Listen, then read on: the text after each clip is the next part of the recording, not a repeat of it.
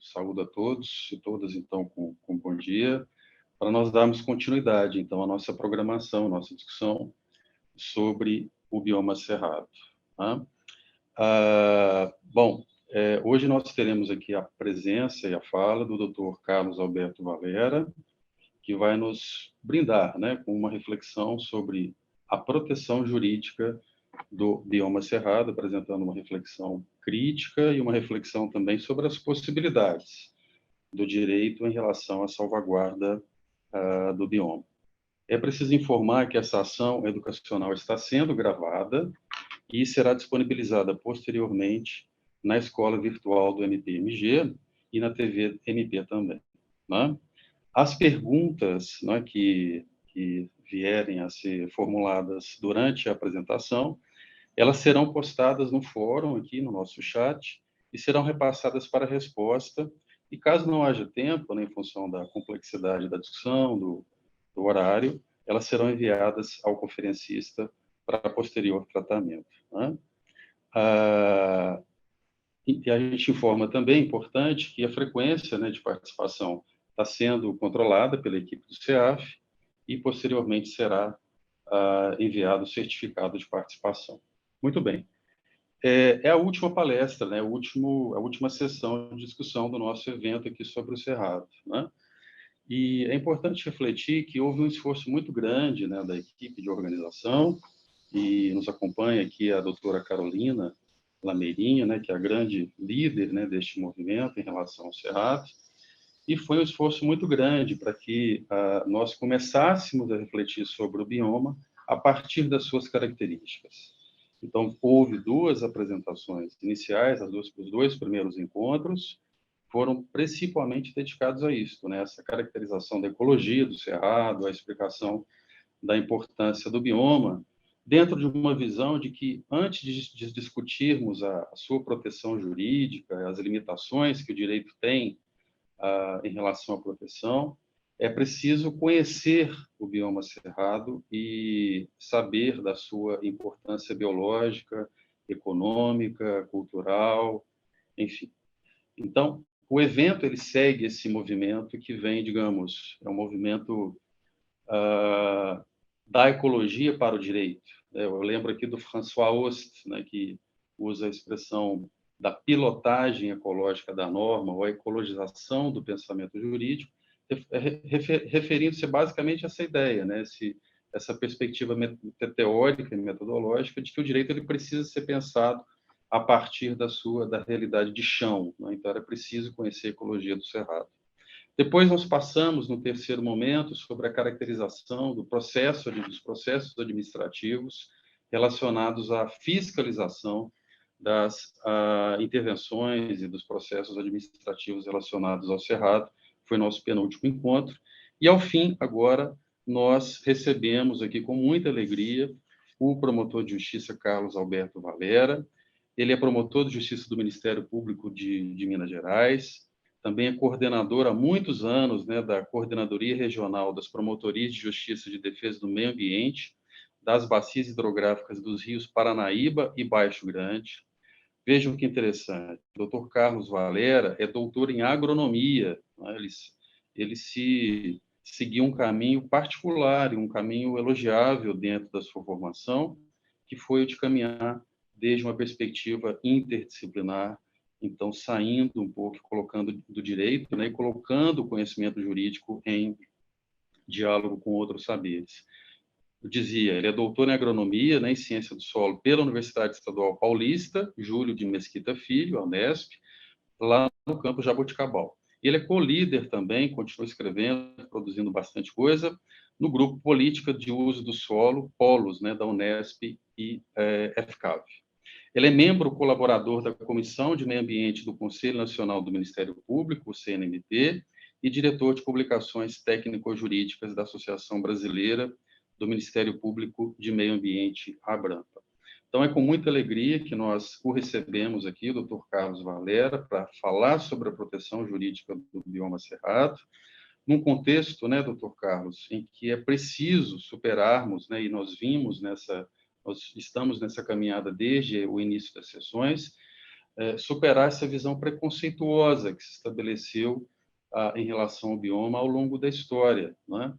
E para, digamos, dar o pontapé inicial, eu começo com uma reflexão, com uma fala, né, de não vou citar o nome, mas um ex-ministro da Agricultura, que no passado, se referindo à problemática de devastação e degradação do bioma cerrado no estado do Maranhão, lembremos, existe bioma cerrado no estado do Maranhão, né? Ele disse: lá não tem nada, só tem cerrado. Então é com essa frase, né, com essa deixa que eu saúdo todos os participantes mais uma vez e passo aqui sem mais demoras a palavra ao Dr. Carlos Valério. Muito bom dia a todos e a todas. De forma bem horária especial, eu queria agradecer a colega Carolina, Lamerinha, nossa coordenadora vizinha aqui na região de Patos de Minas, pela oportunidade. É muito bom poder falar com colegas, servidores, técnicos, policiais, sobre essa temática. Eu preciso já começar a adverti-los que eu não tenho pretensão de fazer palestra nenhuma, até porque nós temos uma assistência extremamente qualificada. O que eu quero trazer aqui são reflexões de um velho promotor de justiça que já milita na lide ambiental há mais de 30 anos e tem uma visão, vamos dizer assim, bem clara dos problemas que afligem a questão ambiental no Brasil. E a raiz desse problema, na nossa singela avaliação, passa pelo que o próprio Luciano José Alvarenga, a quem eu também quero fraternamente cumprimentar, pela falta de sensibilidade, eu diria até de conhecimento da população brasileira com relação a esse importantíssimo bioma que perpassa 12 estados da federação e mais o Distrito Federal. Então, eu queria louvar a iniciativa do CAOMA, coordenado pelo nosso estimado amigo Carlos Eduardo Ferreira Pinto, nosso caseiro. Queria também agradecer ao CEAF, que é o nosso Centro de Estudo e Aperfeiçoamento Funcional, pela oportunidade, e reitero de forma muito especial a colega Carolina Lamerinha pelo convite. Eu fiz alguns slides aqui, eu vou projetá-los aqui para a gente poder avançar na nossa conversa.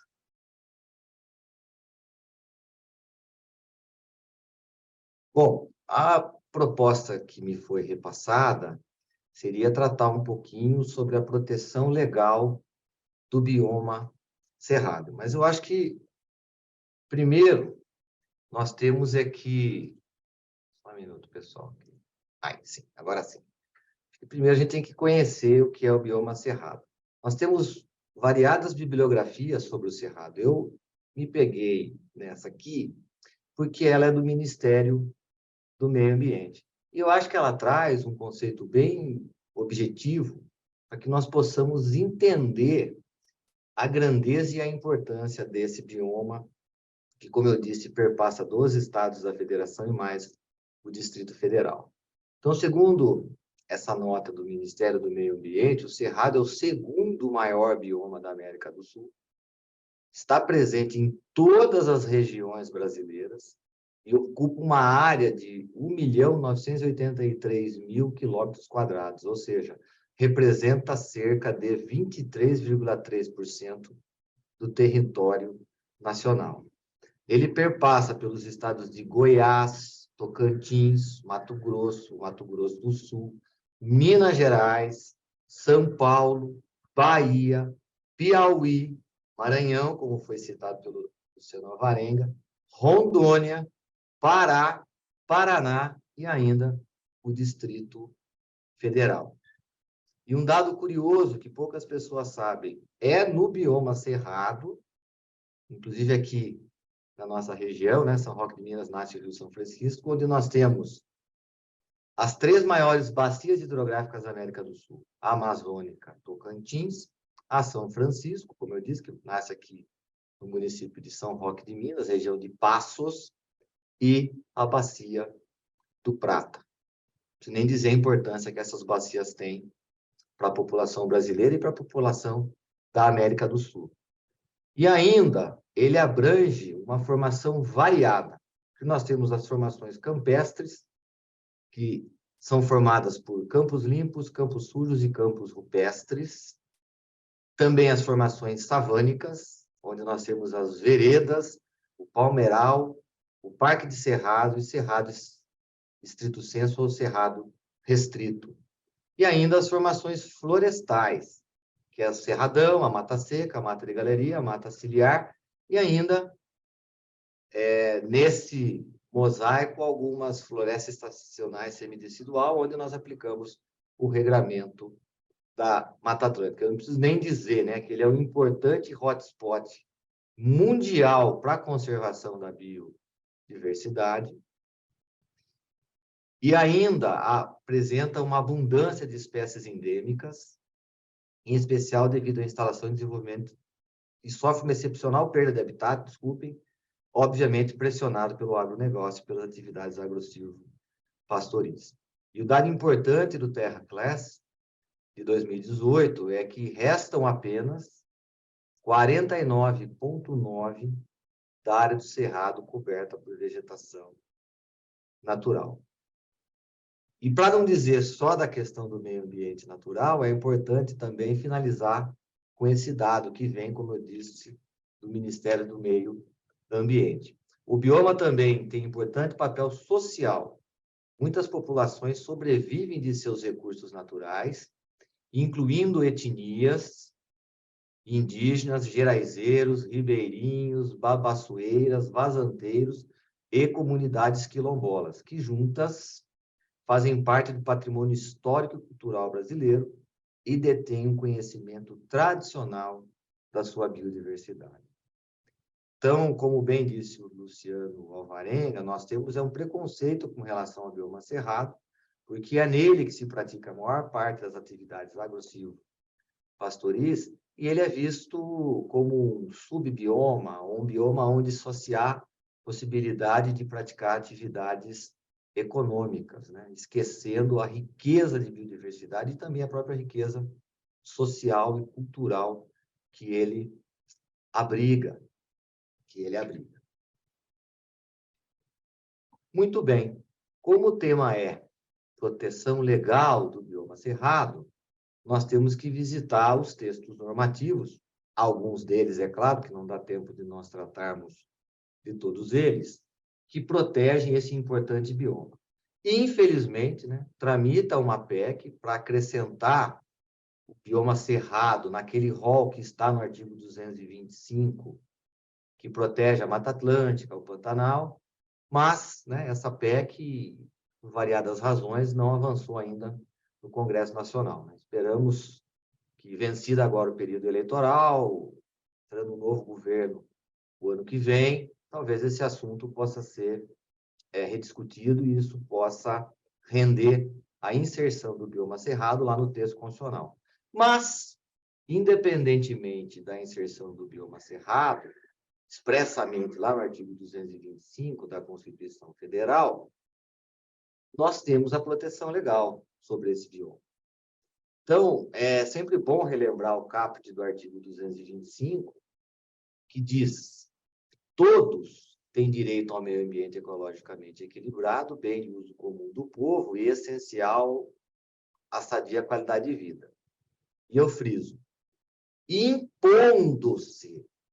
Veja que o Constituinte usou um verbo incisivo, impondo-se ao poder público e à coletividade o dever de defendê-lo e preservá-lo para as presentes e futuras gerações.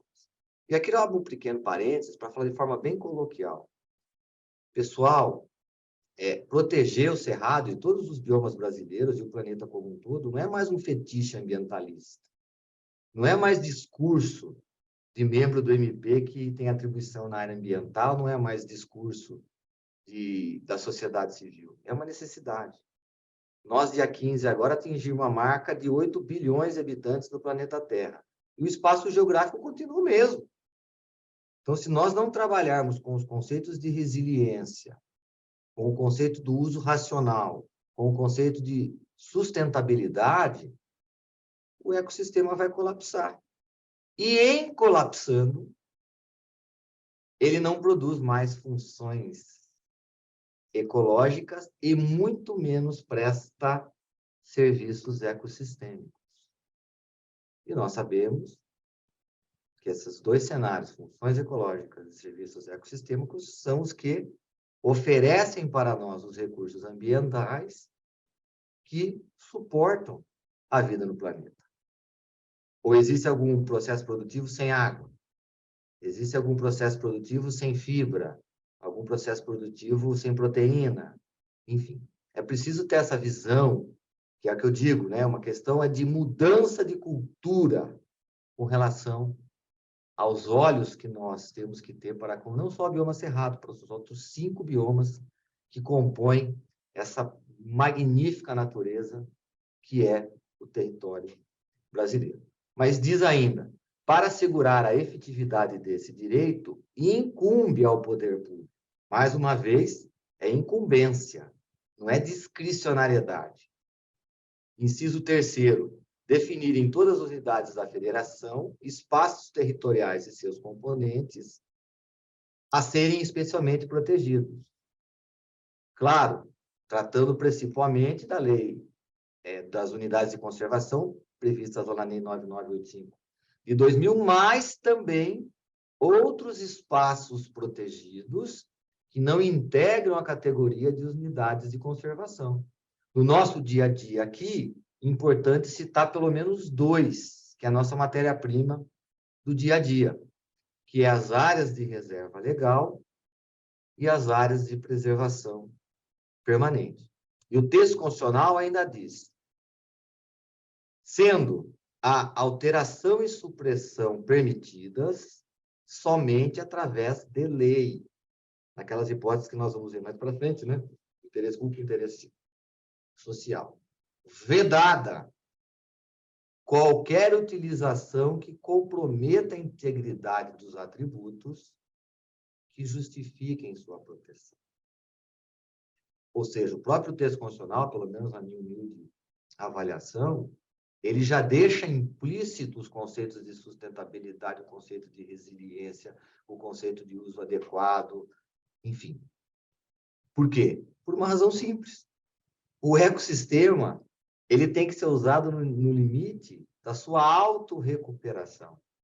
Porque se ele for utilizado para além da sua autorrecuperação, que a biologia conservacionista chama de resiliência, e a própria economia chama de resiliência, ele colapsa. Se ele colapsa, ele perde por completo a capacidade de produzir funções ecológicas e serviços ecossistêmicos, desculpe, e também, vamos ser muito claro, o seu valor econômico. Uma terra degradada serve de quê? Um manancial que secou serve para quê? Então, é preciso começar a mudar a visão que nós temos dos nossos recursos naturais. Porque, ao fim e ao cabo, parafraseando os nossos irmãos portugueses, o espaço geográfico não vai aumentar.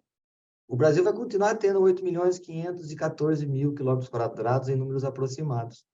E a população brasileira vai continuar crescendo. Batemos agora, segundo os dados, 215 milhões de brasileiros. E o mundo, 8 bilhões. Com uma previsão até 2030 de sermos 9,3. Então, é evidente que eu preciso ter uma visão conservacionista dos bens ambientais. E esse, me parece que é o grande desafio contemporâneo.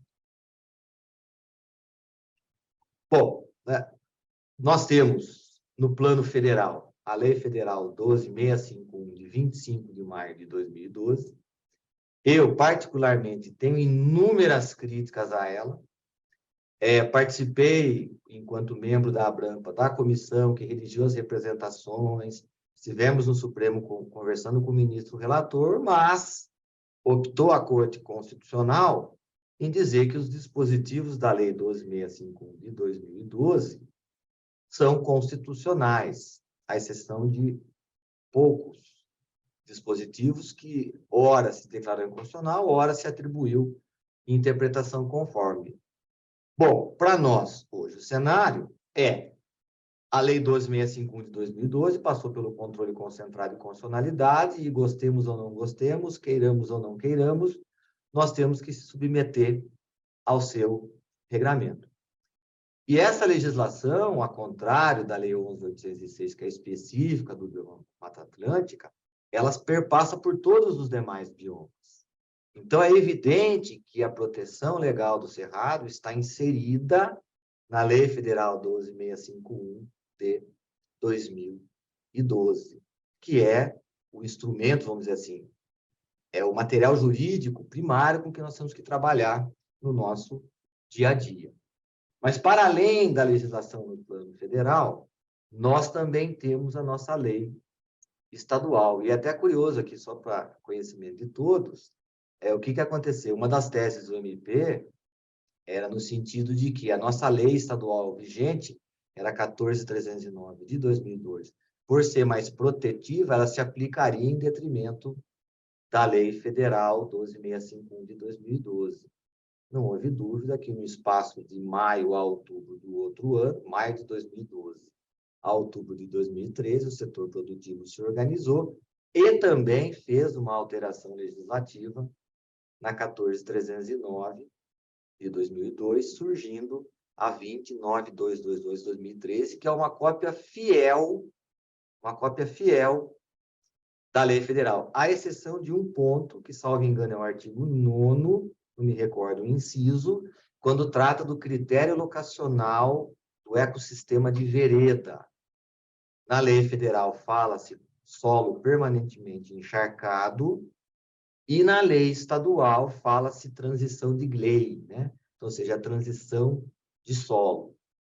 Então, afora, esse é o único ponto, todos os demais dispositivos são cópia da lei federal. A exceção também do artigo 17, que tratava de consolidação em áreas urbanas, que foi declarado inconstitucional através de uma ação direta de inconstitucionalidade proposta pelo nosso procurador-geral, com representação oriunda do CAOMA.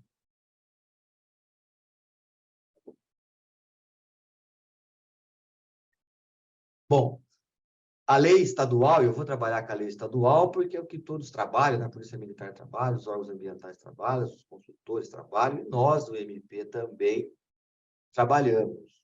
Então, como eu disse, nós vamos ficar aqui em 2 espaços especialmente protegidos, né, dado o tempo, que são as áreas de preservação permanente e as áreas de reserva legal, que tem um regramento lá no artigo 8º, 9º e 10º da lei estadual, e também nos artigos 24 e 25. E aqui surge um ponto interessante, que nós temos que lembrar que tanto a lei federal quanto a lei estadual, elas têm normas permanentes e normas transitórias. A lei estadual, ela embaralha um pouco, mas a lei federal ela é muito clara. Do artigo 1º ao artigo 59, ela trata das regras permanentes. E dos 60 até o 82, salvo engano, trata das normas transitórias. Então, sempre é interessante fazer a leitura da lei para se verificar ou se trata de uma situação transitória ou se trata de uma situação de natureza permanente. E um ponto importante também é o conceito de área comum. Por quê? Porque muitas vezes, espaço comum, o que é espaço comum? Olha, o conceito ele é extraído de forma residual. Se aquele espaço geográfico não está classificado na norma, seja ela primária, seja ela secundária, como um espaço especialmente protegido, aí nós dizemos que essa área é uma área comum. E só lembrando que não é pelo fato de ser área comum que a intervenção nesses espaços não seja caracterizado como crime e também não faça incidir a responsabilidade administrativa e a responsabilidade de natureza civil. Inclusive, há um acórdão paradigmático do ministro Herman Benjamin, que ele fala textualmente que a intervenção em área comum ela é passível de indenização ambiental, se submetendo à responsabilidade objetiva, informada pela teoria do risco integral e ainda pelo princípio da reparação integral. Então, a contrário senso, não se tratando de espaços protegidos definidos em lei, seja federal, estadual e municipal, porque nós temos que lembrar que, e esse é um ponto importante, que todos os entes federados, União, Estado, Município e Distrito Federal, podem legislar em matéria ambiental.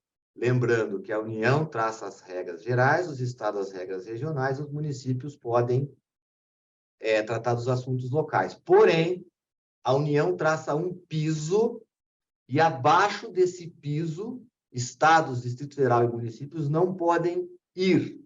Eles só podem ir acima do piso. Então, vou dar um exemplo concreto aqui da nossa região. Se a aplicação da lei federal e da lei estadual nos municípios aqui da nossa região, que são banhados pelos reservatórios de Capim Branco, Miranda, Nova Ponte, Volta Grande, a área de preservação permanente é a diferença entre a cota entre a cota máxima operativa e a cota máxima maximora. Porém, um trabalho fomentado pelo MP estadual e pelo MP federal, os municípios estão criando áreas de preservação permanente por lei municipal. É o caso de Uberlândia.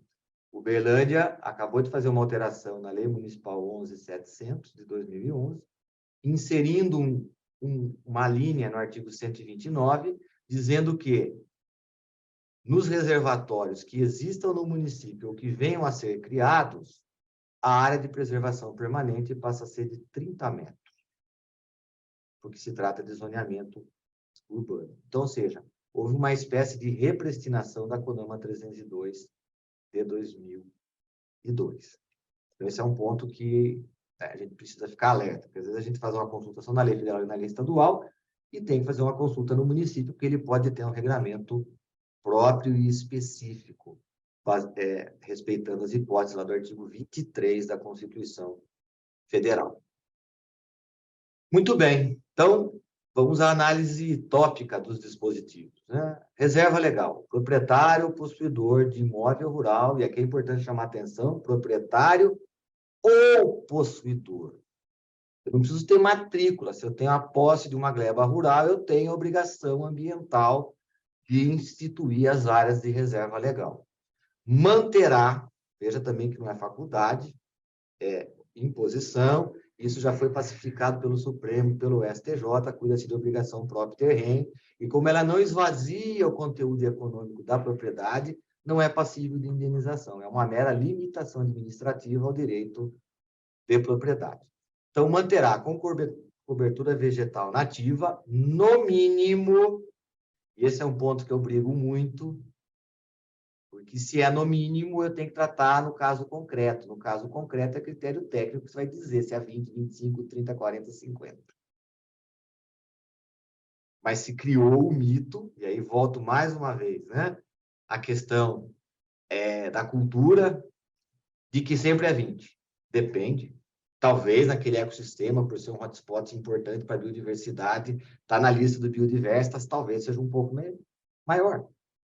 Isso, o órgão ambiental, vinculado ao licenciamento, ou o próprio Instituto Estadual de Florestas, se tratar de empreendimento não passível de licenciamento, tem que avaliar. E esse é o ponto que a gente tem trabalhado bastante aqui. 20% da área total do imóvel a título de reserva legal, sem prejuízo da aplicação das normas sobre as APPs, né? Lembrando que, quando eu falo área total do imóvel, com o CAR, Instrução Normativa 02/2014, eu não vinculo mais a matrícula, eu vinculo a propriedade produtiva. Então, um imóvel rural, para essa finalidade, ele pode ter várias matrículas, eu vou fazer a soma dessas matrículas para aplicar o percentual de 20% sobre todas as glebas. E aí vem as hipóteses de exclusão, né, lá no parágrafo 2º, que são os empreendimentos de abastecimento público de água e esgoto, as áreas adquiridas e apropriadas de objeto de servidão, e as áreas utilizadas para infraestrutura pública, tais como transporte, educação e saúde. Esse dispositivo foi questionado nas ADIs e foi declarado constitucional. Na minha visão, mal ferindo o princípio da isonomia, mal ferindo o princípio do retrocesso, mas, como eu disse, né, decisão transitada em julgado, cabe a nós, o Ministério Público, cumpri-la. E a gente tem feito o cumprimento. Mais uma vez, eu chamo a atenção de todos que nós temos que verificar se se trata de uma situação transitória ou se trata de uma situação permanente.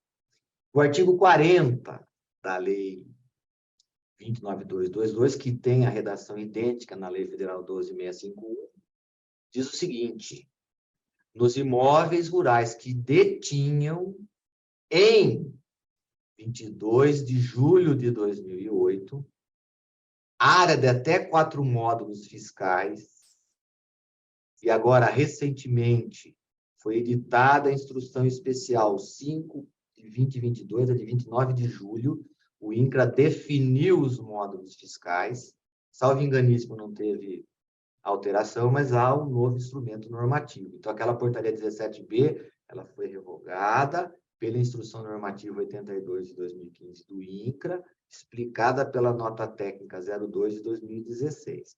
E agora, em 29 de julho, veio uma nova instrução especial, substituindo a Instrução 17B, que era da década de 80, definindo os módulos fiscais lá no anexo, salvo engano, 4º.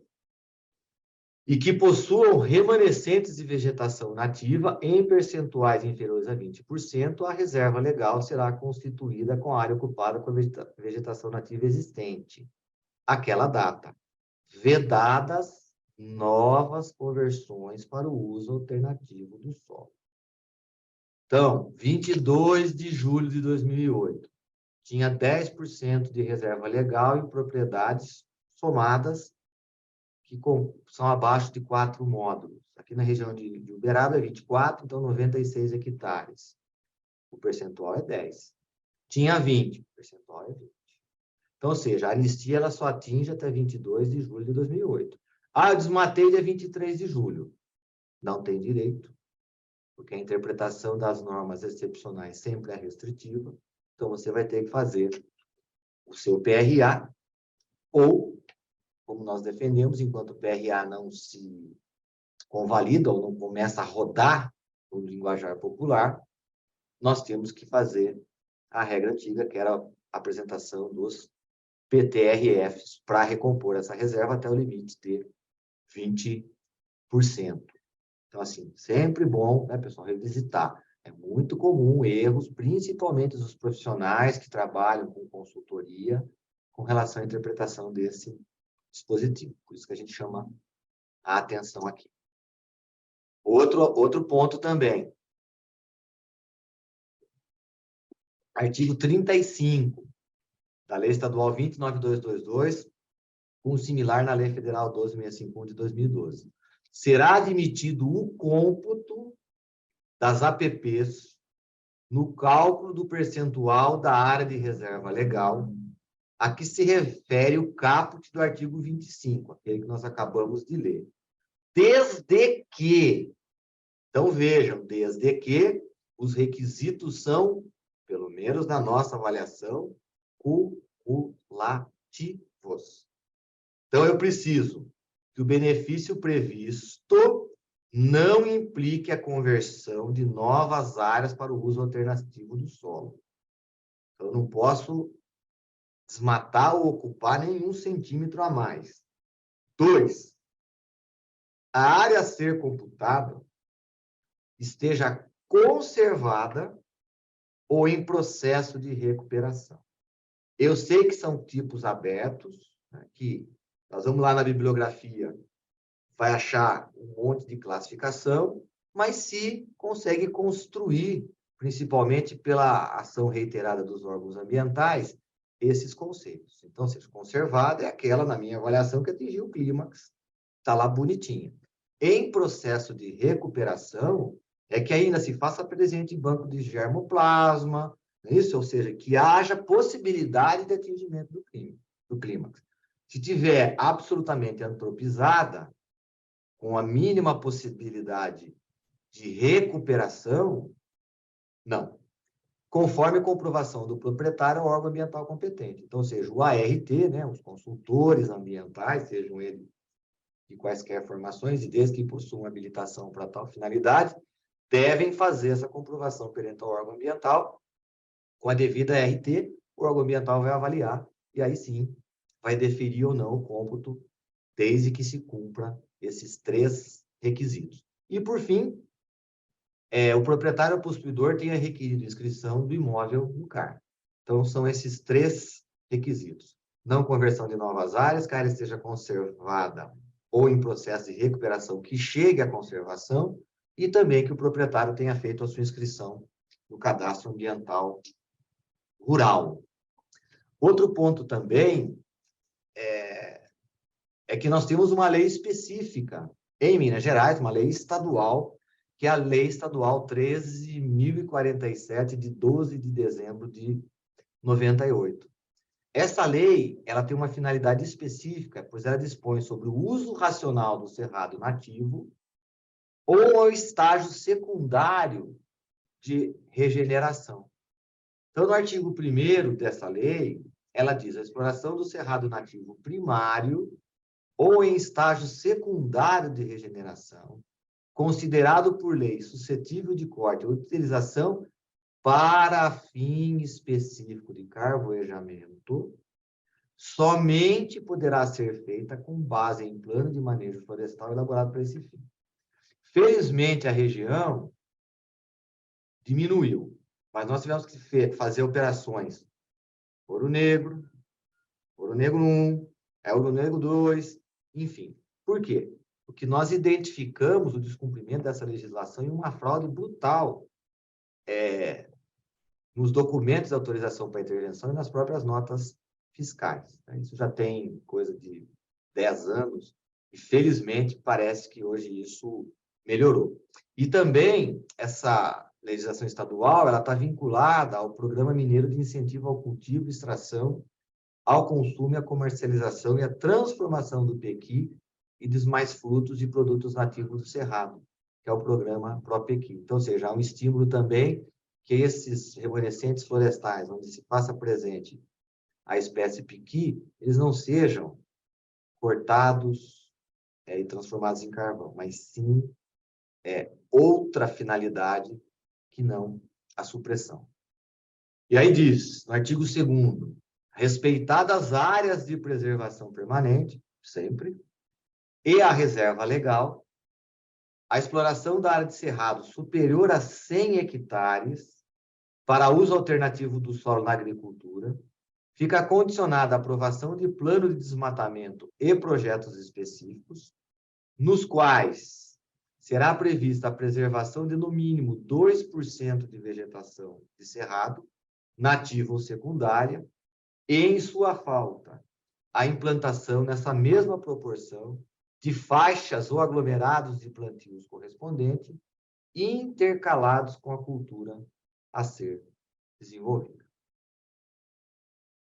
É muito comum, até os órgãos ambientais, descurarem do cumprimento dessa legislação. Então, aí fica no radar de todos, né? Toda vez que for haver uma supressão que ultrapasse 100 hectares, nós precisamos respeitar na literalidade os dispositivos da Lei Estadual 13.047, de 17 de dezembro de 98.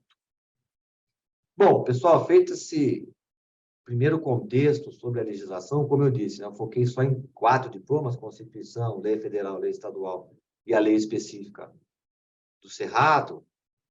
Vamos avançar aqui um pouquinho sobre a atuação prática na defesa do bioma cerrado. E aqui eu já quero, como eu fiz um alerta, fazer outro alerta, né? Isso aqui é fruto da minha atuação, então, ou seja, ninguém é obrigado a pensar como eu penso.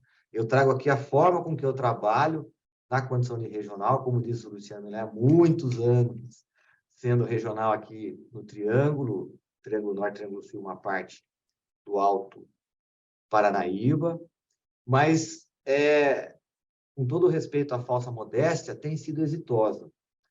A atuação da coordenadoria em apoio às promotorias de justiça de defesa do meio ambiente, com esse viés que a gente tenta imprimir, ou seja, que é um viés absolutamente resolutivo. Mas, para eu ser absolutamente resolutivo, eu preciso que toda a cadeia que ampara a ação do Ministério Público ela seja eficiente. Que, aliás, é um mandamento constitucional.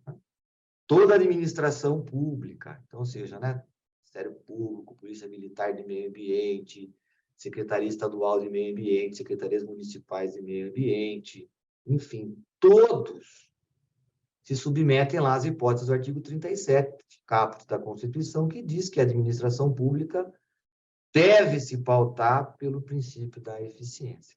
Então, o primeiro ponto que eu friso é que toda e qualquer informação é importante. Quem trabalha com o meio ambiente sabe que não há nada simples. Tudo é complexo. A começar pelo conceito. Quando eu falo em meio ambiente, eu falo no tripé ambiental, social e econômico. Então, ou seja, o meio ambiente, ele perpassa a vida de todas as pessoas. Certo? Por aquelas que precisam dos recursos ambientais para a sobrevivência cotidiana, respirar, beber água, trocar de roupa, almoçar, quer aqueles que vivem das atividades agro-silvo-pastoris. Então, é muito complexo. E essa complexidade faz com que, em algumas situações, o problema mora no detalhe. Então, é muito importante, extremamente importante, que toda e qualquer informação, principalmente dos agentes de campo, possa ser reproduzida no documento que vai ser encaminhado ao Ministério Público, ou à Polícia Judiciária, ou ao Poder Judiciário. Por quê? Porque é com base nessas informações é que nós vamos deduzir as nossas pretensões de juízo, se for o caso, a gente não conseguir chegar à celebração dos acordos, e o juiz ou a juíza vai decidir com base nesses fatos. Então, pessoal, com todo o respeito, né, eu vou usar uma frase aqui, não deveria, ela é politicamente incorreta, mas é a frase que a gente tem que trabalhar com ela dia a dia. Quem trabalha com meio ambiente não pode ser preguiçoso. Meio ambiente não é lugar para preguiçoso. Por quê? Porque é uma atuação extremamente complexa. Bom, segundo ponto, a fiscalização ela tem que ser capacitada, treinada, eu até colocaria assim, bem remunerada, enfim. Né? E aí, o que a gente procura fazer aqui na região? É muito comum nós nos reunirmos com as forças de segurança, com os órgãos ambientais. Não passa um mês que eu não vá na Supran ter uma reunião, não passa um mês que uma semana que eu não recebo o secretário de Meio Ambiente dos municípios, isso também com os colegas. Por quê? Porque nós temos que trabalhar em rede. Nós temos que trabalhar em rede. E todos, desde o mais humilde servidor até o mais qualificado agente político, ele é importante no processo. Então, isso é fundamental. Saber o que eu estou fazendo. Como eu devo fazer? Qual a informação é importante? Como eu vou comprovar o nexo de causalidade? Como eu vou comprovar o dolo? Por quê? O primeiro juiz dos fatos é quem está em campo. Eu estou aqui no gabinete. Quem está lá no campo? Polícia Militar de Meio Ambiente, fiscais da SEMAD, fiscais das secretarias municipais, fiscais do IMA, fiscais do MAPA, fiscais do IBAMA, enfim. São essas pessoas que vão se deparar com o problema. E são essas pessoas que têm que ter a sensibilidade de trazer exatamente o que está no campo para o papel. Porque isso que vai fazer a diferença de um TAC bem celebrado, de uma ação bem proposta ou de uma condenação criminal ou civil bem fundamentada. Então, tenham em mente que os primeiros juízes do fato são as pessoas que se deparam com o dano ambiental em campo. Segundo, extremamente importante, eu tive a honra de participar desse trabalho, Em 2013, eu e o colega Leonardo Castro Maia, nós trabalhamos junto com a Polícia Civil, junto com a Polícia Militar e junto com a SEMAD, na elaboração dos checklists, né, que hoje a Polícia Militar de Meio Ambiente veio usando em larga escala e, para nossa felicidade, a Polícia Civil também, porque boa parte das perícias que são feitas se valem das informações, das fotos, dos elementos de prova que foram colhidos via o checklist. Então, isso hoje está regulamentado numa resolução conjunta, então, ou seja, não é faculdade do policial militar de meio ambiente, mas sim uma imposição que ele preencha corretamente o checklist. Por quê? Porque o checklist, como diz o nome, né, ele traz toda uma sequência de informações, e aí, como nós colocamos todas as instituições, inclusive a SEMAD, para essa discussão, tudo já vem mastigadinho, né? Vou dar um exemplo. A pessoa vai lá, descreve a fazenda, põe o ponto de coordenada, não põe a matrícula. Isso dificulta o nosso trabalho. A pessoa vai lá e descreve, não coloca, por exemplo, a captada que estava sendo captada, para eu saber se é cadastro de uso insignificante ou se é outorga. Isso é uma diferença brutal, porque no caso de outorga, você pode ter, em tese, um crime. Então, assim, isso é extremamente importante, pessoal. Né? E lembrando, né, que toda autuação administrativa, por força do decreto 47.383/2018, artigo 56, parágrafo 1º, deve ser encaminhada para o Ministério Público. E aqui eu faço um apelo, volto no item 1º. Toda e qualquer informação é importante. Às vezes foi feita uma fiscalização, mas não gerou um auto de infração. Mas por que não pode encaminhar isso para o Ministério Público? Pode ser que ele tenha uma investigação justamente dessa propriedade rural. Pode ser que ele esteja buscando, por exemplo, informações sobre essa propriedade rural. E se não tiver nada sobre a atribuição do MP, o promotor, a promotora vai dar um singelo despacho de arquivamento dizendo que não há nada de liberar, porque não foram identificados danos ambientais. Então, pessoal, toda e qualquer informação é importante para o Ministério Público. Por quê? Porque cabe a nós perquirir a responsabilidade civil e a responsabilidade penal, esta última de forma exclusiva, que nós somos os titulares exclusivos da ação penal. Então, toda informação para nós é extremamente válida. Bom, dia a dia de uma promotoria de meio ambiente, para aqueles que não conhecem, pedindo vênia para os colegas que atuam nessa área. Então, nós recebemos o auto de infração administrativa e instauramos uma notícia de fato ou inquérito civil. Né? Eu recomendo a todos os colegas a notícia de fato, porque ela impacta no índice de demanda depois para efeito de correição. Então, instaura a notícia de fato e 90 mais 90, se não deu jeito de resolver, instaura o inquérito civil. E nesse procedimento, seja notícia de fato ou seja o inquérito civil, nós vamos fazer a análise, como eu disse, da responsabilidade civil e ambiental. Por quê? A tríplice de responsabilidade, lá do parágrafo 3º do artigo 225, ela é administrativa, civil e penal. A administrativa, ela compete à União, ao Estado ou aos municípios. Isso não entra no radar de governança do Ministério Público. Mas a civil e a criminal, sim. A criminal, inclusive, de forma exclusiva. Só nós podemos fazê-la. E aí eu chamo a atenção de todos, né? Que a civil, ela é objetiva, por força do parágrafo 1º do artigo 14 da Lei Federal 6938 de 81. Então, o que quer dizer? Que eu não preciso saber se teve dolo, culpa, caso fortuito ou força maior. Estabelecido o nexo de causalidade, sobrevém responsabilidade civil ambiental. E ainda, ela é informada pela teoria do risco integral, que diz o seguinte, que ainda que os eventos ocorram de caso fortuito, força maior, remanesce a obrigação indenizatória.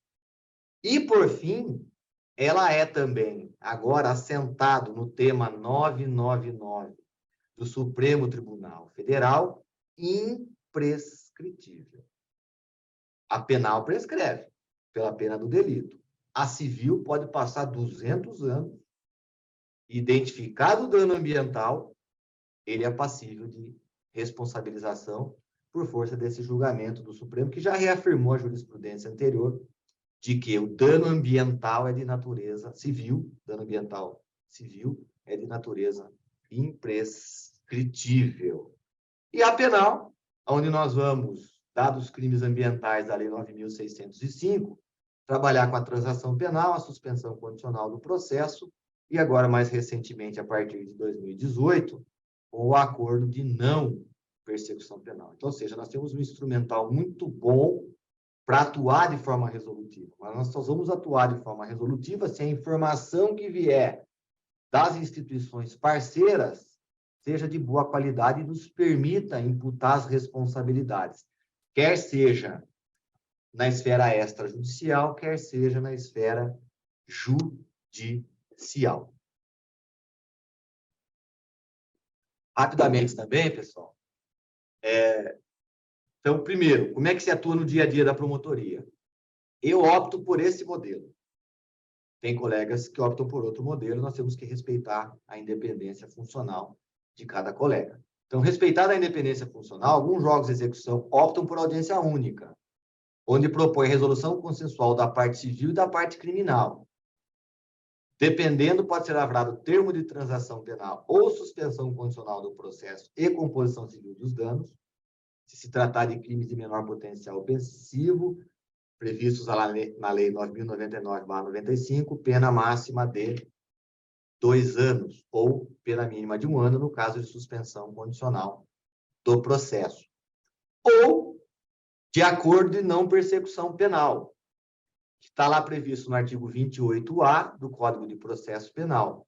E muito importante, ressaltando que nos 3 casos, transação, suspro ou suspensão condicional do processo, e a NPP, acordo de não persecução penal, a reparação do dano é obrigatória. E quando eu falo em reparação do dano, é o dano in situ e todos os desmembramentos que decorrem do dano ambiental. Dano intercorrente, dano social e dano moral coletivo, por força do princípio da reparação integral.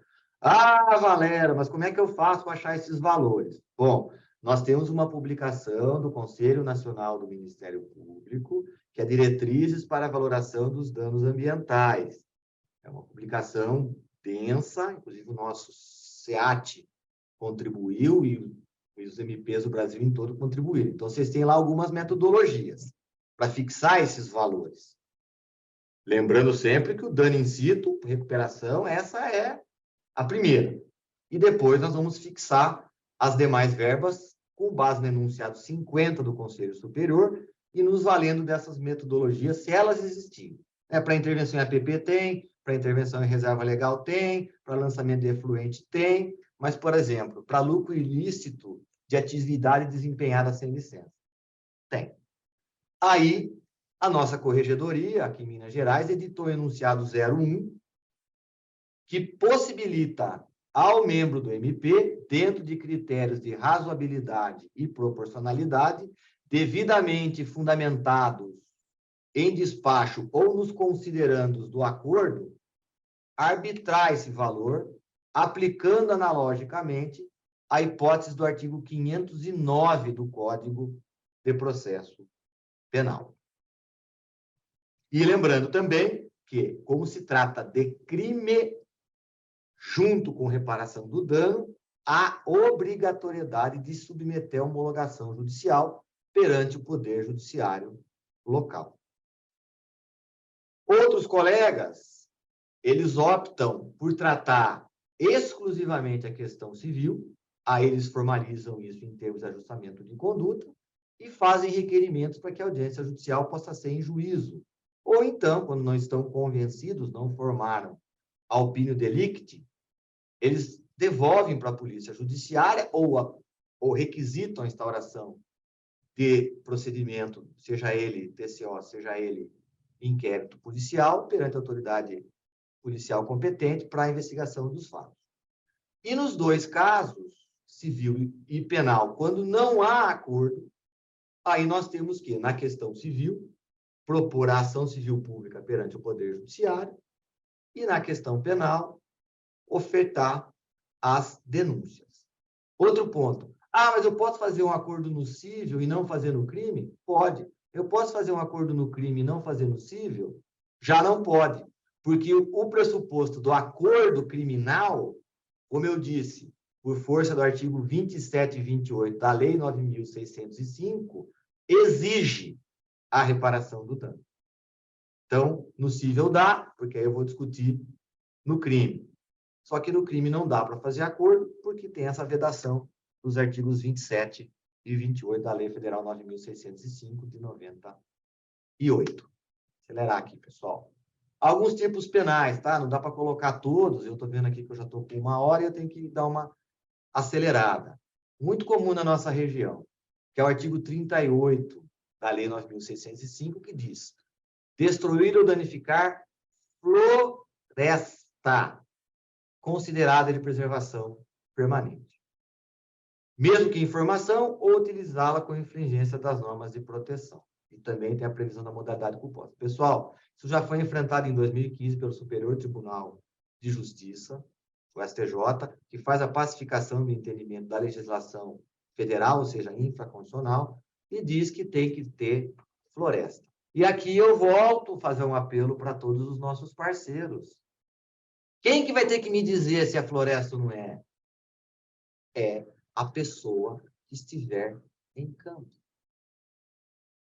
Ela que vai descrever, fotografar com ponto de coordenada na foto e fazer a descrição, seja no auto de infração, seja no auto de fiscalização, ou seja no próprio REDS. E aí aqui, ó, mais uma vez, esse conceito eu peguei do site do MMA, do MAPA, especificamente do SICAR, lá no Sinaflor. Então, olha só, cotidianamente denomina-se floresta qualquer vegetação que apresente predominância de indivíduos lenhosos, onde as copas das árvores se tocam formando dossel. Sinônimos populares para floresta são mata, mato, bosque, capoeira, selva. Para tratar de florestas no meio acadêmico, científico e governamental, necessita-se de uma definição mais técnica e objetiva que possibilite a estimativa de área de floresta do país e atenda a regulamentos, normas nacionais e internacionais, que não pode permitir dúvidas na interpretação. Então, vocês vejam que é extremamente polêmico. Por isso que eu tenho que reproduzir especificamente o que está em campo, para que depois nós possamos buscar a bibliografia ranqueada, buscar a bibliografia referenciada com o fator de impacto para justificar se se trata ou não de floresta. 2 pontos. 38 ou 48, ou somente a responsabilidade civil. Eu já antecipo aqui que eu comungo inteiramente do pensamento da colega Carolina Lamerim.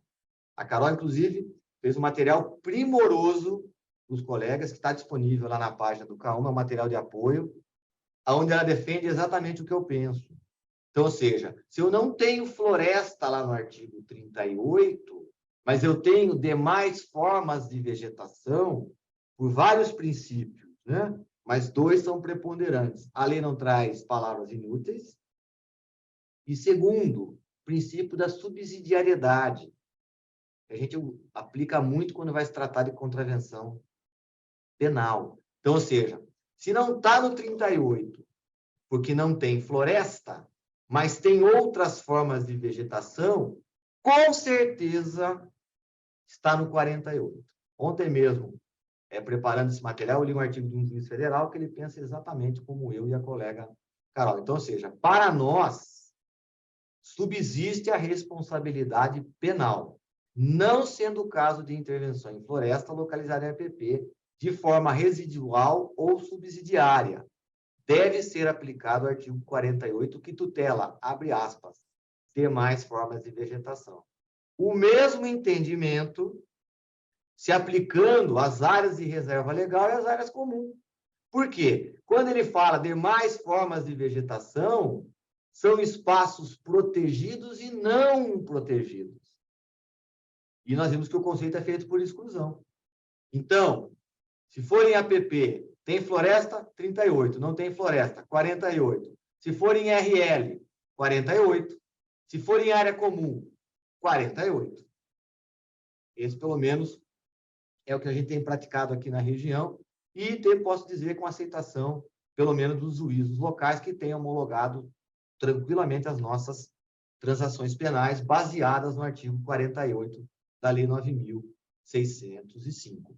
Claro, né, pessoal? Tudo a depender da prova no caso concreto, mais uma vez dizendo que toda a informação de campo tem que vir comprovada para nós, para que a gente tenha instrumental de convencimento. Outro muito comum, e aí agora tem que fazer a penitência, muito comum aqui no Triângulo, né? O Triângulo, infelizmente, é a região do Cerrado que mais queima, mas em razão da sua matriz produtiva, né? Nós temos um volume muito grande de cana-de-açúcar e, invariavelmente, nós temos incêndio. E é importante chamar a atenção para o artigo 41 da Lei 9.605, mais o artigo 250 do Código Penal. O artigo 41, ele revogou o artigo 250 quando ele trata das expressões mata ou floresta, está até destacado aí no slide. Porém, quando eu causar um incêndio, seja ele, né, em lavoura, seja ele em pastagem, que eu não tenha a presença de mata ou floresta, mais uma vez, de forma subsidiária ou de forma residual, eu tenho que aplicar o artigo 250. Então, esse é um ponto, principalmente dos nossos fiscais, que tem que ficar muito claro lá em campo do que se trata. E se tratar de lavoura ou pastagem, eu vou aplicar o 250, parágrafo 1º, inciso H, inclusive com pena mais grave, em detrimento do artigo 41 da Lei 9.605. Lembrando que as duas hipóteses, nós temos a modalidade culposa. Também, né, outro dispositivo que ocorre muito aqui na região, que é o artigo 45. Cortar ou transformar em carvão madeira de lei, assim classificada por ato do poder público para fins industriais, energéticos ou para qualquer outra exploração econômica ou não, em desacordo com as determinações legais. Bom, primeiro, madeira de lei, vocês sabem isso melhor do que eu, que já pesquisaram, era uma expressão histórica que vem da época do Império, que a gente só podia fazer o corte de madeira com alto poder, alto valor econômico, com autorização da coroa. Isso seguiu e hoje nós falamos madeira de lei, aquelas que possuem regramento normativo, seja primário, lei, seja secundário, decreto, portaria, enfim. E aí nós temos também a N21/2014 do IBAMA, que trata da classificação de toda a utilização, que trata, salvo engano, do Sinaflor. E aí, mais uma vez, nós temos que fazer um trabalho de pesquisa prévia, fazer um briefing com a equipe, capacitar a equipe, porque nós temos que saber se tem proteção federal, se tem proteção estadual, ou, em até alguns casos, se tem proteção de natureza municipal. E aqui, só para dar alguns exemplos, né, eu peguei a lei do Pequi, que é imune de corte ou de corte restrito. Então, nós temos a Lei Estadual 10.882, de 92, do IP amarelo, do pau d'arco amarelo, pertencentes aos gêneros Tabebuia e Tecoma, que é a Lei Estadual 9743, de 88, a aroeira legítima, ou aroeira do sertão das Baraúnas, do Gonçalo Alves, em floresta primária, que aí tem proteção em norma secundária, que é a portaria 83 de 91 do IBAMA. E, por fim, para ficar nesses 4 exemplos, a palmeira Buriti Mauritia ASP, que tem proteção na Lei 22.919 de 2008. Então, ou seja, tem que fazer uma conjugação, o tipo do artigo 45, o que nós chamamos de norma penal em branco, e aí eu vou fazer a integração do tipo com essa legislação, dizendo, para efeito de madeira de lei, como tem proteção normativa, se aplica esse dispositivo. Lembrando lá aquelas outras elementares do tipo, né, que é para fins energéticos, enfim. Então, ou seja, né, está ali destacado também.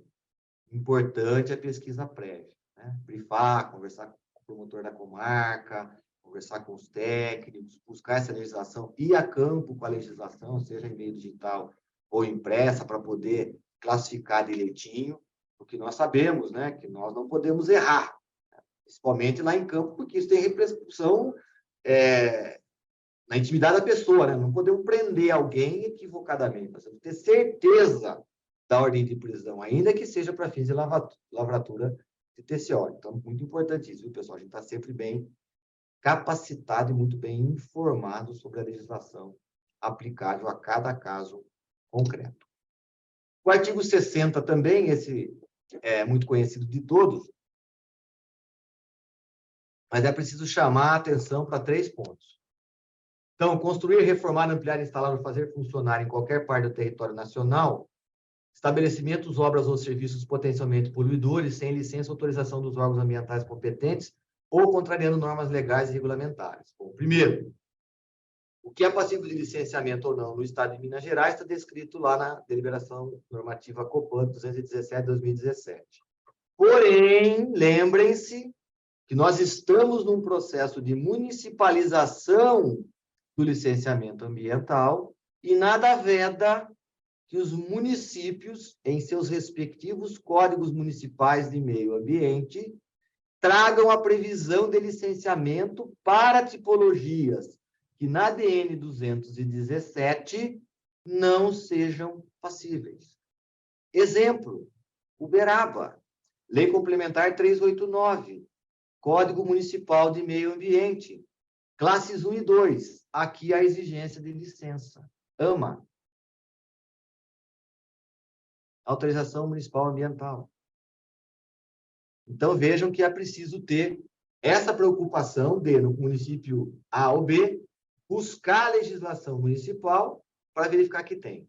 Outro ponto, falta de outorga. Nós, do MP, desde 2015, e volto a dizer, no caso aqui na região, referendado pelos nossos magistrados, temos defendido a tese de que a falta de outorga.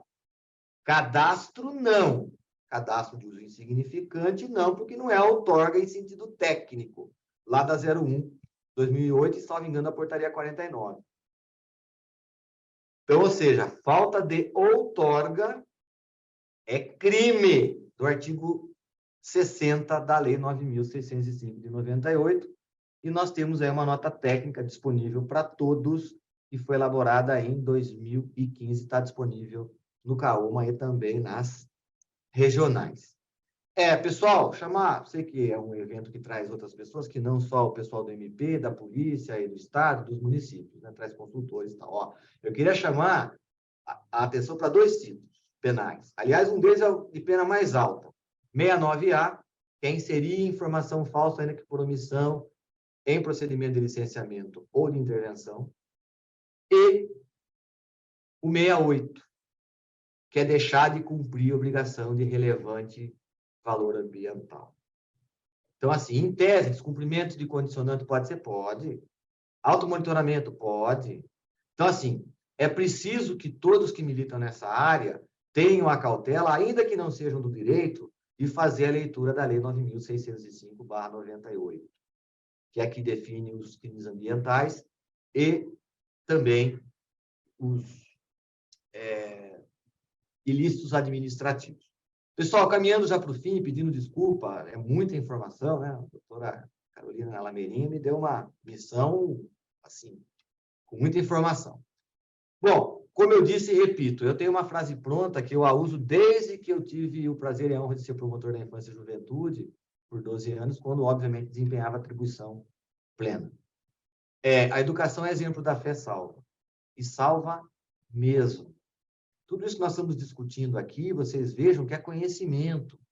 E quanto mais conhecimento eu levo para a população, mais ela se convence que tem que proteger os bens ambientais. Isso é do dia a dia. Pode ver as crianças, quando a gente tem essa cautela. Só que, é claro, é uma educação de qualidade. Não é como a gente vê alguns casos, não que não seja importante, é importante, mas olha, quando você escovar o dente, você fecha a torneira. Tudo bem, isso é importante. Mas não é também importante levar lá a criança para ela ver o que é uma nascente difusa, um curso d'água, que forma outro curso d'água, que chega até o manancial que vai abastecer o município? Então, a gente tem que ter essa sensibilidade, né? Ainda mais no tempo de hoje, que toda criança é atraída pela tecnologia da informação, nós temos que levar a informação de uma forma que traga interesse para a criança. A gente tem trabalhado aqui em várias vertentes, junto com a Secretaria Municipal de Meio Ambiente, e agora com a própria Secretaria Estadual de Meio Ambiente. Levar, assim, um meio ambiente mais prático, um meio ambiente mais próximo dessas pessoas e de todos, né? De todos. Então, aqui, na nossa visão, né, as principais dificuldades, lacunas e desafios jurídicos na conservação e restauração do bioma cerrado. Volto a dizer, isso é a minha visão pessoal da prática cotidiana. Primeiro, fomentar a educação ambiental. Tem previsão legal na 9795, desde 99. Nós temos uma dificuldade, por quê? Porque os nossos professores da rede pública, por variadas questões, não conseguem ser capacitados adequadamente. Então, nós temos um programa aqui, nós ajudamos a capacitação dos professores da rede municipal e agora estamos avançando com os professores da rede estadual. Outro ponto, estimular a participação do cidadão e da cidadã nos conselhos municipais e estadual de meio ambiente. Parece que vira uma pena para a pessoa participar desses conselhos. O pessoal lá é onde se discute a política do município que impacta a vida de todos. Inclusive, com a municipalização do licenciamento, esses conselhos são responsáveis, em boa medida, para autorizar os empreendimentos de operarem ou não. Então, nós temos que também vencer esse preconceito que nós temos em face dos nossos conselhos. E para que lá vão as pessoas que conheçam e tenham disposição para dialogar e achar os melhores caminhos. Um outro ponto, muito esquecido de todos, nós temos que atuar em parceria com os comitês das bacias hidrográficas. Eu, aqui na minha regional, são 4. Eu converso com os 4 cotidianamente. Inclusive, em face de um deles, que é o do Paranaíba, o PN2, que tem cobrança instituída, eu e a colega Lilian de Araguari temos um inquérito civil acompanhando a eficiência do comitê, seja na deliberação de política, seja na aplicação dos recursos, porque a política está instituída. Isso é fundamental. Fundamental. Tanto é que as coordenadorias regionais atuam por bacia hidrográfica. E não tem o menor sentido os regionais e os promotores locais fazerem essa articulação. E eles têm muito para contribuir, porque eles têm muita informação. Estabelecer diálogo com os setores produtivos e com o apoio da boa ciência, comprovar que a restauração, preservação e conservação dos recursos ambientais não é custo, mas investimento e necessidade econômica vinculada à sustentabilidade e à perenidade dos negócios. Volto a dizer, se eu uso o ecossistema além da capacidade de resiliência ou de auto-regeneração, ele vai colapsar. Colapsar, ele não vai fornecer serviços ecossistêmicos e nem funções ecológicas. Se esvaziou o conteúdo econômico desse ecossistema, porque eu volto a dizer, ninguém produz nada, em especial na zona rural, se não tiver solo, água, ar, sol. Atuar em parceria com todos os órgãos e entidades públicas e privadas que atuam na defesa do meio ambiente. Esses dias eu usei uma expressão com os colegas do Mato Grosso, que eu estava falando com eles sobre parcelamento do solo, e eu vou usar aqui de novo. Pessoal, acabou a figura do promotor de meio ambiente e da promotora de meio ambiente gabineteiro. Não dá. Quem trabalha com meio ambiente tem que sair do gabinete. Quem trabalha com meio ambiente tem que ir nas universidades, tem que ir nos conselhos, tem que ir nas entidades de classe, Sindicato Rural, FIENG, FAENG, tem que conversar. Porque aí o diálogo respeitoso republicano, apoiado na boa ciência, convence. Porque ninguém vai fazer nada que possa impactar o ganho econômico da exploração daqueles recursos naturais. E aqui eu abro um parênteses, né? Eu tenho um trabalho que nós estamos concluindo agora, que é o CIPAD, nós estamos fazendo um sistema de apoio e identificação das pastagens degradadas. Nós pretendemos trazer para o input produtivo, segundo dados do LAPIG, 87 milhões, segundo dados da Embrapa, 100 milhões de hectares de áreas que já estão abertas para o input produtivo. O que eu posso fazer se eu conseguir?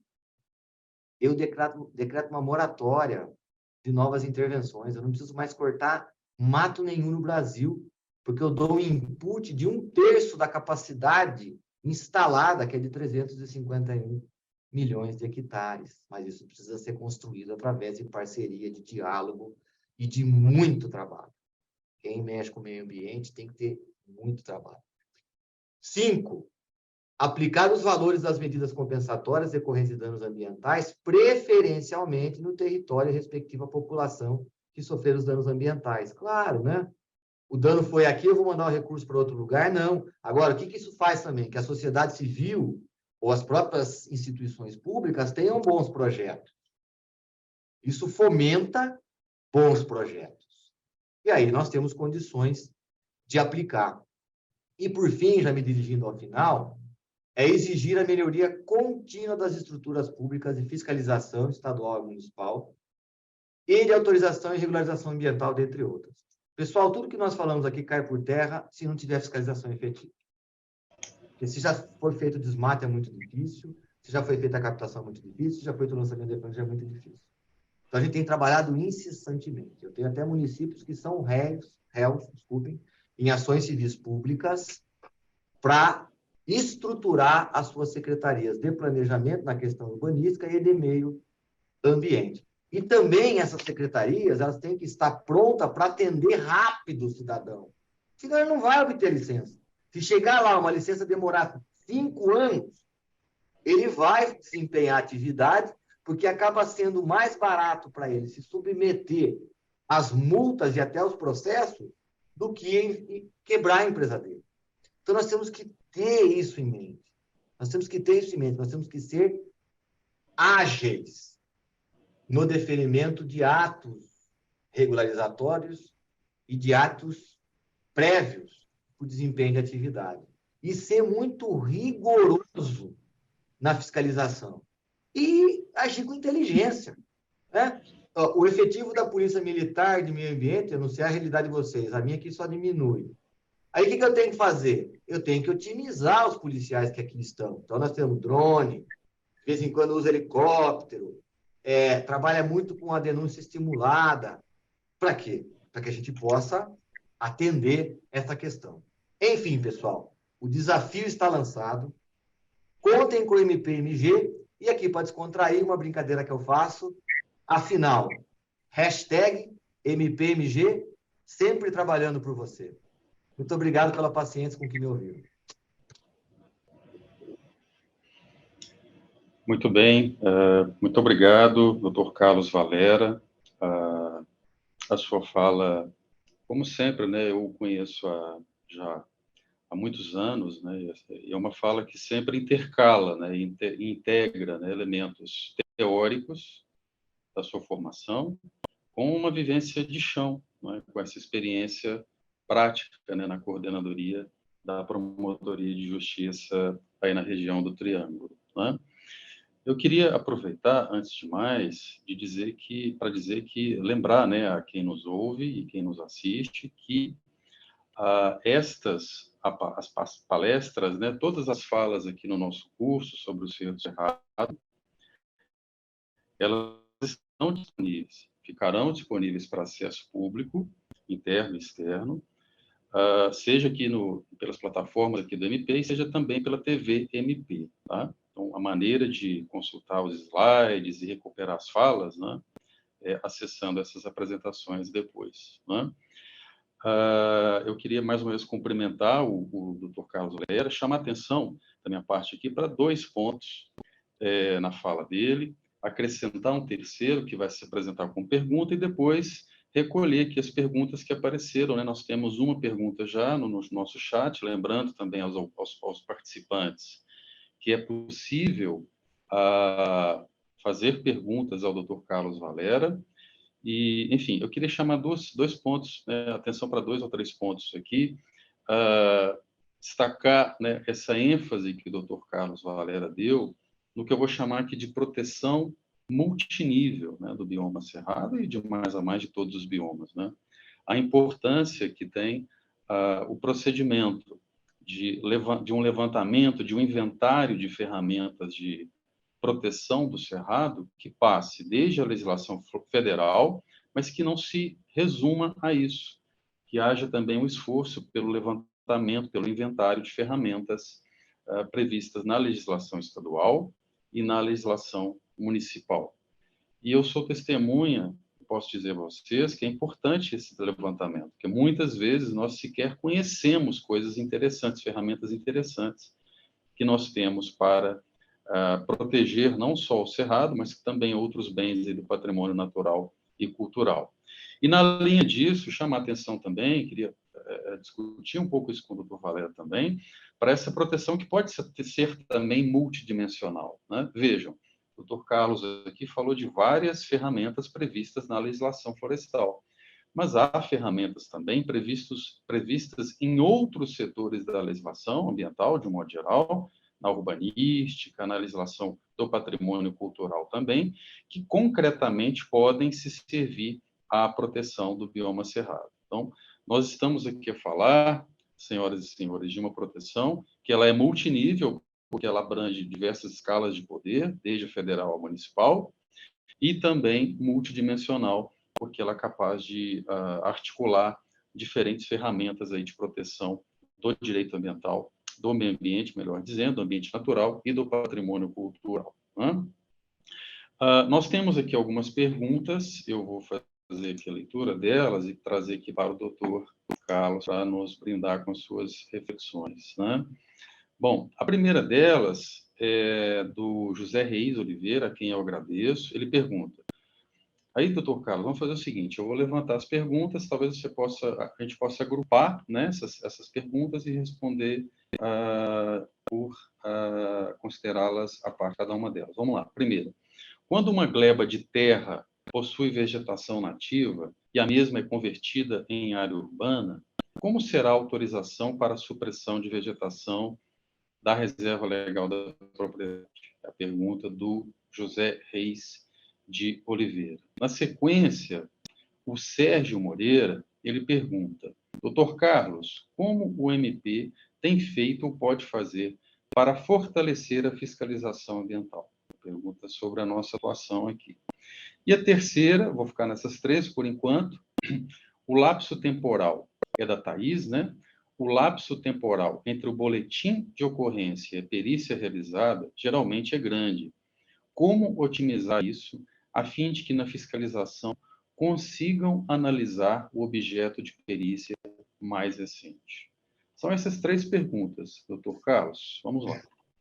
Ótimo. Obrigado, pessoal, pelas perguntas. Obrigado ao Zé, ao Sérgio e à Thaís. Vamos lá. Sérgio, primeiro, quando o município muda o seu zoneamento e diz que ali passa a ser uma área de expansão urbana ou uma área de urbanização específica, isso não é automático.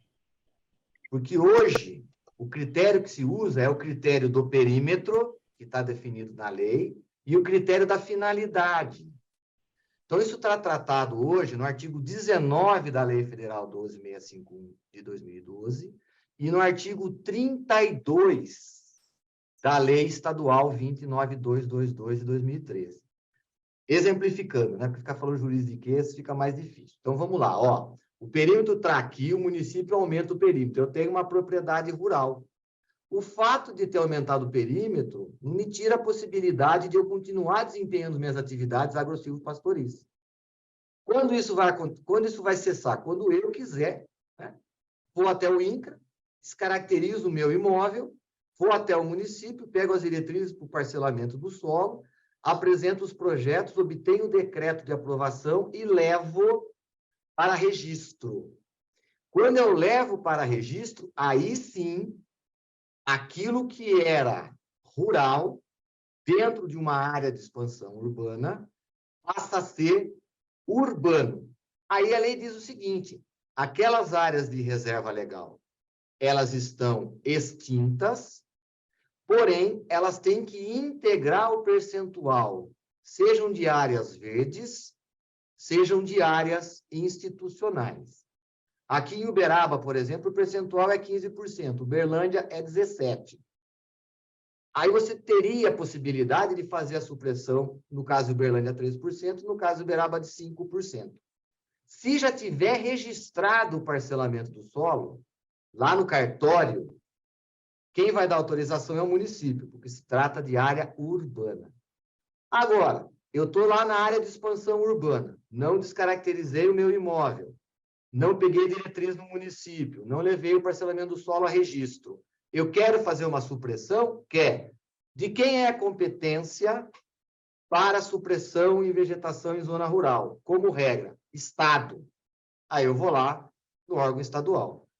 Ah, mas isso está vinculado a um processo de licenciamento ambiental. Beleza. Então, é o órgão que estiver vinculado. Então, em resumo, só o fato de fazer a lei não altera a situação jurídica. Aquela propriedade continua sendo rural. Ela só vai ser alterada quando ela fazer o registro de parcelamento do solo. E, em fazendo, as áreas de reserva deixam de existir.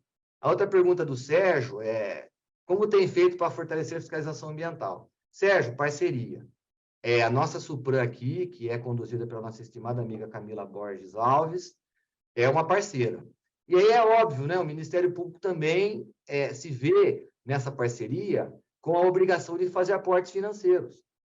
Então, nós estamos fazendo agora um aporte na Supran TM, estamos trocando todo o parque tecnológico. Compramos computadores novos para todos os técnicos. Há um tempo atrás fizemos um investimento numa caminhonete, enfim, porque a gente sabe, tem a plena consciência que ninguém desempenha um bom papel se não tiver estruturação. Só que isso, Sérgio, é construído. O que eu te sugiro? Procure o seu regional, que é o colega lá no norte de Minas, é o colega Franklin, salvo engano, não é isso, Carol? É o colega Franklin. E os promotores de justiça e promotoras de justiça que atuam na defesa do meio ambiente. E vai lá e vende seu portfólio, meu caro. Vende seu portfólio. Olha, se eu tiver fiscalização, eu melhoro aqui. Se eu tiver estrutura, eu melhoro aqui. Eu avalio, melhor a licença, enfim. E só para ficar num exemplo de que como tudo tem que ser com parceria, você sabe que você deve ser servidor de carreira, que aqui no Triângulo nós tínhamos o maior passivo de outorgas do Estado. Nós tínhamos quase 9.000 outorgas pendentes de análise. O MP, junto com o Comitê de Bacia e a Agência Executiva de Bacia e a SEMAD, fizemos um projeto com a Universidade Federal de Uberlândia, a UFO. E em 12 meses, nós debelamos 4.555 outorgas. Custo, números redondos, R$160 mil, que foram aportados pelo Ministério Público através de medidas compensatórias. Então, assim, né, o conselho que eu dou para a gente sair do gabinete não se aplica só ao promotor e à promotora, não. Todos têm que sair dos seus gabinetes, procurar os parceiros para estabelecer uma governança exitosa. E, por fim, a ponderação da Thaís, mais uma vez eu vou invocar aqui a parceria. O que nós fizemos aqui em Uberaba? Eu não conheço a região que você está, Thaís, não sei a sua realidade. Procurei o chefe de departamento da Polícia Civil, procurei o delegado regional e falei duas coisas. Nós precisamos de uma delegacia de meio ambiente. E precisamos também de um perito que atenda a essa delegacia de meio ambiente. Isso foi construído. Mais uma vez, a Polícia Civil cedeu o seu material humano e o MP fez um investimento através de medidas compensatórias na reforma e na aquisição de equipamentos. Então, hoje nós temos aqui o Roger Crozar, que é o perito que, tipo assim, ele deu tão certo no desempenho da atribuição que hoje ele vai, em alguns casos, junto com a Polícia Militar de Meio Ambiente. Então, ou seja, está fazendo a fiscalização, ele já está fazendo o laudo pericial para nós. Mas isso tudo é construção, porque nós sabemos a enorme dificuldade que todas as instituições têm. Mas que quando a gente dialoga e todos oferecem um pouco, a gente acha bom caminho. Obrigado aí pelas perguntas. Obrigado, doutor Carlos. Agradecendo mais uma vez. Bom, eu traria... Doutora Carolina, você talvez queira apresentar uma consideração sobre aquela questão da Supran, acho que a nossa colega aqui, que está nos ouvindo, a Thaís Queiroz, já esclareceu. Me parece que, no caso ali, a região aqui, uma das perguntas aqui, ele fez, a Supranor, né? Teria sede, talvez, acho que seria a coordenadoria, corresponderia à coordenadoria de Patos de Minas. Seria a sua, não, doutora Carolina? É isso mesmo? Sim, é isso. Primeiramente, doutor Carlos Valera, muito obrigada pela excelente palestra, né? Fechando aí o nosso curso sobre o Cerrado. Tenho certeza que todos saíram daqui com bastante qualificação para aprimorar a defesa desse bioma. Eu queria fazer algumas ponderações, primeiramente com relação aqui ao Sérgio, que é da Supranor, da mesma forma que o doutor Carlos Alberto Valera descreveu alguns projetos de parceria, né, com os órgãos ambientais na região ali do Triângulo, nós aqui também temos, né, fomentado a apresentação de projetos pelos órgãos ambientais. Inclusive, contemplamos, né, recentemente a mesma questão, né, de atualização do balanço hídrico aqui da região noroeste, que o Triângulo e o Noroeste concentram as maiores áreas declaradas de conflito pelo uso da água, né? E essa questão do passivo da análise das outorgas, ela impacta muito no conhecimento da realidade sobre as demandas, né, e a disponibilidade hídrica. Então, nós aprovamos pela plataforma Semente, que é um projeto também apoiado pelo Ministério Público, 2 projetos de atualização de balanço hídrico. O primeiro foi para avançar aí no passivo das outorgas, e agora a segunda etapa a gente está a implementar estações de telemetria para analisar a disponibilidade, né, da disponibilidade hídrica da região e poder orientar o órgão ambiental na definição, né, das outorgas, dos volumes possíveis, né, para cada empreendedor. Então, isso a gente está trazendo uma solução conjunta a partir de recursos de medida compensatória, atendendo a demanda, né. Da mesma forma, o IEF apresentou recentemente um projeto para começar a fazer rodar o PRA aqui no Noroeste, né. Em breve esse projeto vai ser contemplado também com recursos de medidas compensatórias. Então, o que nós temos feito é exatamente isso, mantido o diálogo, né, com as instituições e solicitando que elas apresentem formalmente esses projetos, porque não basta, né, um mero contato abstrato, a gente precisa saber a demanda real, que seja feito um projeto direcionado mesmo ao atendimento das demandas prioritárias.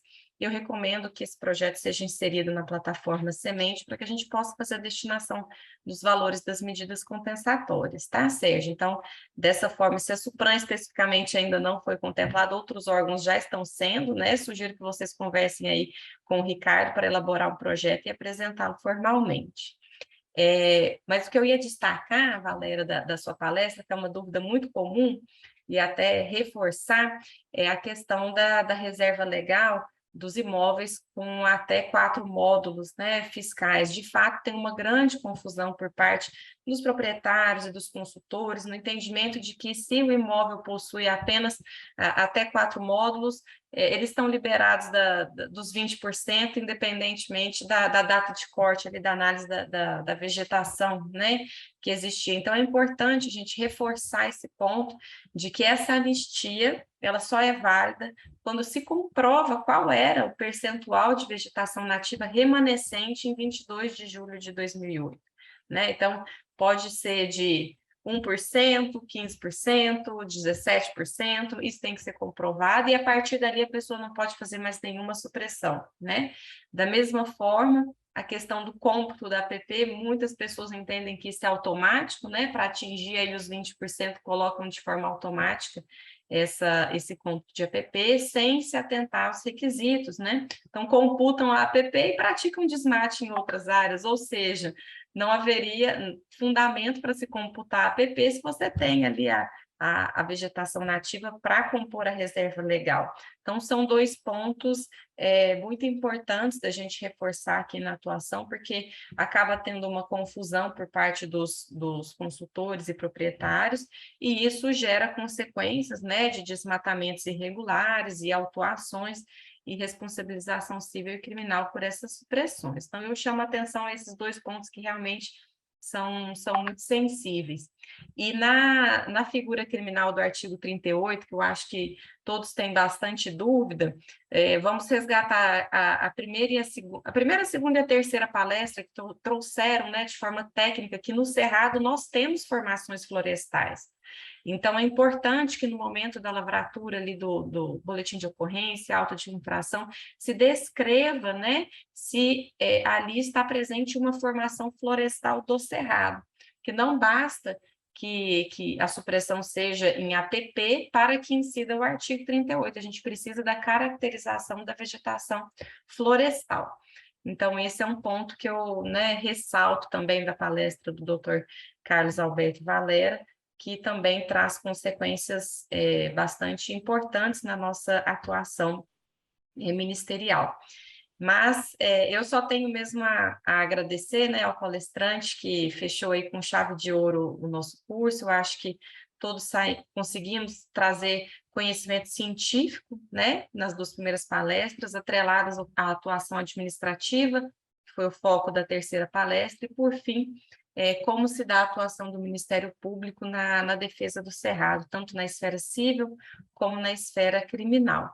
Então, foi uma demanda que nós identificamos, né, de aprimorar a atuação do Ministério Público e dos demais órgãos em defesa do nosso bioma, que tem sido, né, desmatado de forma avassaladora, para que a partir dessa conscientização sobre a importância dessa atuação articulada, nós consigamos avançar na defesa e parar, né, esse desmatamento ilegal que tem caracterizado aqui nas nossas regiões, né, Valério, que são do Cerrado.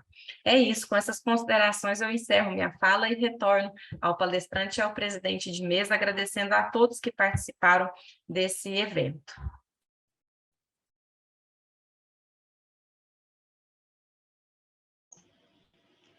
Doutor Carlos Valera está com a palavra para suas considerações finais. A gente não tem, acho que, mais perguntas. Reforçar, né, o que a colega Carolina Lameirinha falou. Ó, pessoal, tudo que nós colocamos aqui é a literalidade da lei.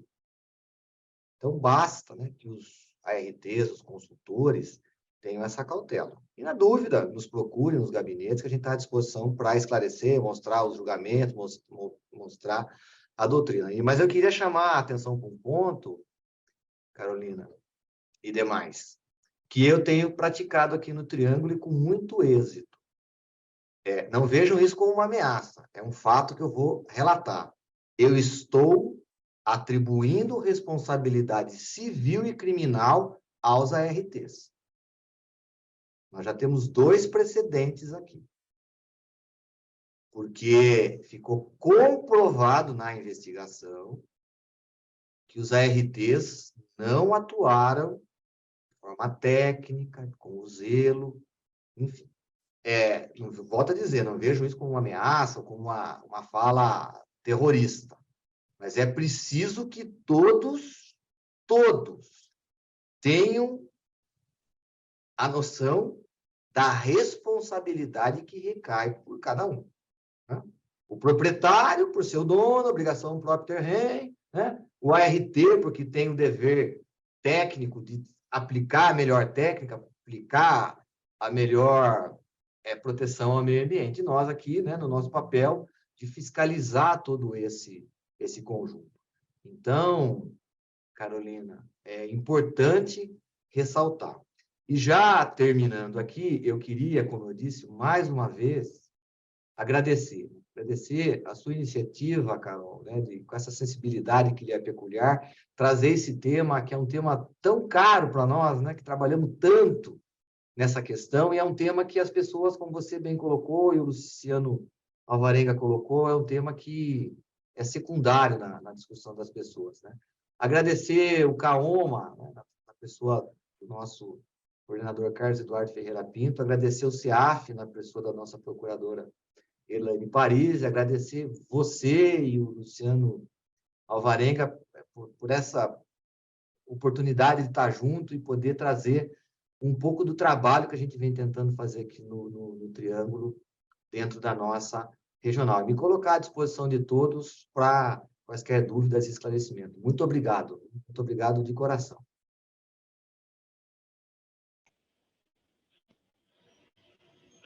Muito bem, doutor Carlos. Nós aqui o agradecemos mais uma vez pela sua visão, sempre, como eu disse, né, conciliando teoria e também a sua vivência, né? E neste momento, assim, que esta é a última sessão, né, do nosso curso, Ser do Cerrado, um curso que de maneira, eu diria, pioneira, uma palavra perigosa, mas acho que posso dizê-la, nós trouxemos a discussão sobre a proteção jurídica deste bioma, mas passando antes, né, como eu mencionava, sobre os elementos, os componentes propriamente ecológicos, né? Então, trazer mais aqui uma palavra de agradecimento a todos aqueles que contribuíram para a realização do evento, principalmente aos participantes, a quem nos assiste e nos ouve agora, mas trazer uma palavra de agradecimento especial também aos palestrantes, então o doutor, ao professor e doutor Bruno Walter, a Giselda Duriga, que falou no segundo dia, terceira sessão, agora, enfim, ao doutor Cássio Tiveram, que estão conduzindo o projeto Ser do Cerrado, que é uma iniciativa que vai além da realização desse ciclo de palestras deste curso. Agradecer aqui ao Centro de Apoio Operacional, na figura do Dr. Carlos Eduardo Ferreira Pinto, renovar o agradecimento à doutora Carolina Lameirinha, que trabalhou muito mesmo para que essas coisas todas acontecessem e aconteçam, né? Ao colega dela, né, um analista lá da coordenadoria, o Diego Souza, né, que trabalha nos bastidores, mas trabalha de maneira muito firme e tem uma contribuição grande na realização deste evento. E, enfim, ao CEAF também, na pessoa da sua diretora, a doutora Elaine Paris, né? Então, é com muita alegria que nós chegamos, portanto, ao fim, né, da nossa sessão. Lembrando que, eventualmente, alguma pergunta aqui que não tenha sido respondida, a gente pode encaminhar depois ao Dr. Carlos Valera, para que ele possa respondê-la à parte, né? E se eu comecei esta sessão lembrando criticamente, trazendo para reflexão uma frase de um ex-ministro da Agricultura, dizendo que o Cerrado era, comparando o Cerrado a um nada, né, do ponto de vista ecológico, eu gostaria de encerrar com um contraponto, trazendo uma afirmação do Ifu Tuan, né, que é um geógrafo e que nós lemos, né, nós que trabalhamos com temáticas ambientais, se transformou numa referência, sobretudo para a valorização dos lugares, né? O que ele nos diz? Vejam, o que começa como espaço indiferenciado, essa é a situação para muita gente do Cerrado hoje, né? O que começa, portanto, como espaço indiferenciado, transforma-se em lugar, ou seja, um espaço carregado de sentido à medida que o conhecemos melhor e o dotamos de valor. Eu penso que esse curso, com as 4 sessões, contribuiu significativamente para que nós avançássemos e avancemos nessa compreensão e para que nós possamos também trazer o direito como uma dimensão importante, não só para a valorização do bioma cerrado, mas também para a sua proteção. Então, eu agradeço a todos pela presença, pedimos a compreensão por eventual dificuldade técnica. Eu mesmo tive uma dificuldade técnica que eu contornei aqui ao final, mas é com muita alegria, portanto, que nós encerramos essa sessão já pensando numa continuidade. Eu espero, doutora Carolina, que nós possamos, doutor Carlos também, que nós possamos aqui em breve nos reunir novamente para realizarmos aí o Ser do Cerrado 2, 3, 4, que isso tem uma continuidade. Muito obrigado a todos.